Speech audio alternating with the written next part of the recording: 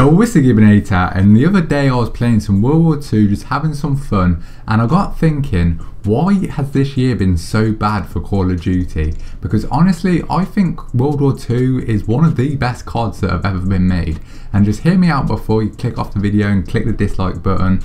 This is a video of me being critical, giving my final opinions on World War II, and I kind of want to cover why I think this year was so bad for Call of Duty, YouTube wise, Twitch wise, and just general player base wise, because let's face it, this year views have been down so much. There's barely any content creators, there's barely any live streamers that play World War II, and yeah, it's just a bit dead. And normally if there's barely any viewers watching people on YouTube and Twitch, that normally means that the player base is dead as well.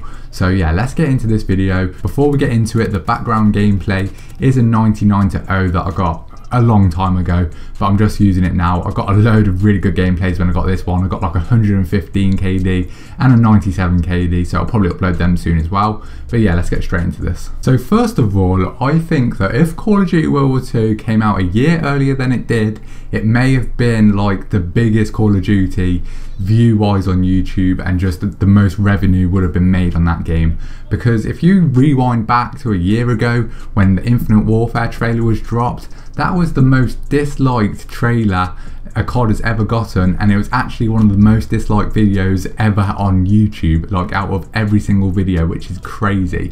So if that doesn't tell you that everybody hated jetpacks when that game came out, then I don't know what will. But yeah, so everyone basically got bored of playing Advanced Warfare and Black Ops 3, and they wanted something fresh to get back on boots on the ground, but then they got given Infinite Warfare, so they were a bit mad. Imagine if instead of Infinite Warfare coming out, World War II came out. It would have been a completely different story, and I could have seen World War II absolutely blowing up that year. It's just unfortunate that it came out a year later, and that meant that everyone was kind of bored of COD by that point, and then Fortnite came out. Now if you don't know what Fortnite is, you've obviously been under a rock, because it is literally the biggest game that's out at the minute, for console at least, and it is literally just taken over everything. It's taken so many COD players away from the game, it's taken so many YouTubers away, and I feel like that's another thing that has really affected World War II's performance on YouTube and stuff like that. But that shouldn't be enough to make Call of Duty World War II as dead as it was. So I'm going to go through some of the problems now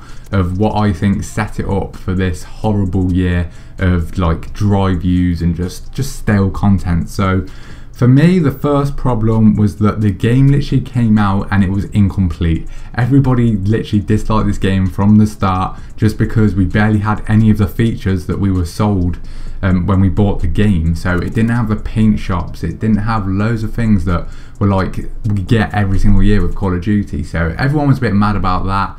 And because the content didn't come out to start, it just gave Call of Duty fans a really bad opinion of Sledgehammer and kind of set them up to hate them for the rest of the year. Another thing that they did was actually remove maps from the full game at release so that they could use them as DLC maps. It just shows you how lazy they are, and it really rounded Call of Duty fans up, because we're used to getting a solid amount of maps, and for the start of World War II, we barely had any maps at launch, and those maps absolutely sucked. So that really wasn't a good start for World War II.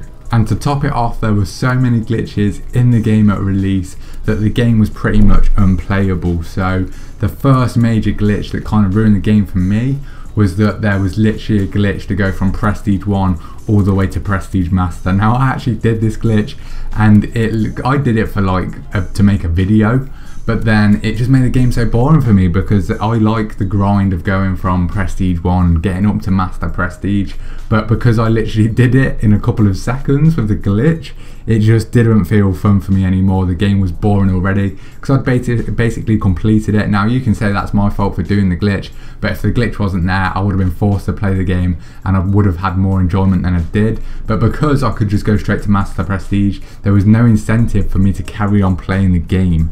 And on top of that glitch, there was even more glitches. So actually, the maps, there was so many exploits to get outside of the map, get into God mode places where you can literally just be inside walls and be completely protected. And if you remember back to when there was the glitch on Point de Hoc, literally every game someone would be in that. So they actually had to take the map out of the rotation so you could no longer play it. It was literally out of the game for a week or two. So at launch we had even less maps, and it was just getting so boring because Point Dark was actually a good map until you had to take it out because there was a horrible glitch in it. So yeah, it just like, I don't think that's ever been done in a Call of Duty before, where they don't just like hotfix it and fix the map straight away. They actually just take the map out of the game and then fix it a couple weeks later. So honestly, I feel like Sledgehammer had literally set World War II up to fail from the launch of the game, and that is what made this game such a horrible year. Because honestly, if you analyse the game critically, there was a good amount of DLC and updates and stuff, but they just came a bit too late, and by that point it was just too late. Everyone else was playing Fortnite and other games which were getting updates really frequently.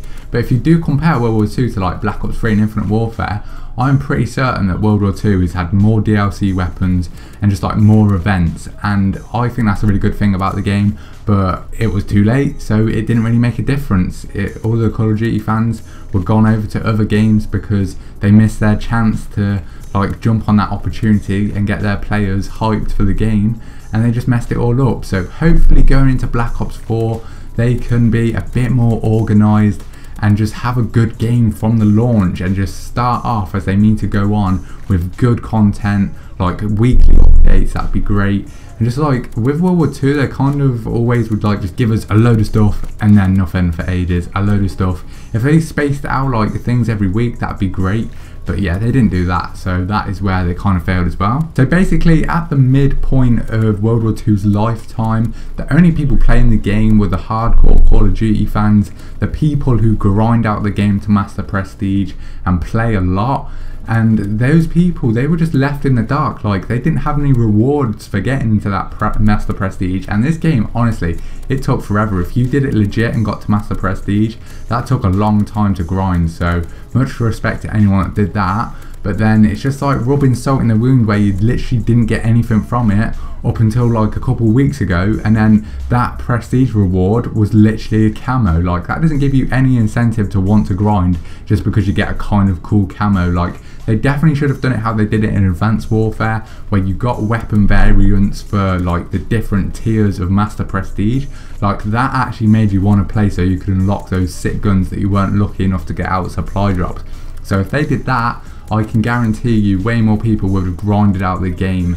But yeah, that's just where like they probably lost a lot of Call of Duty fans this year just because they didn't treat them well, especially like the proper die-hard ones that play a lot, because they could just play a lot on Fortnite and have fun over there instead of just playing a lot on COD and getting nothing from it. But yeah, that's basically why I think Call of Duty World War II failed and just sucked in general for like the whole year.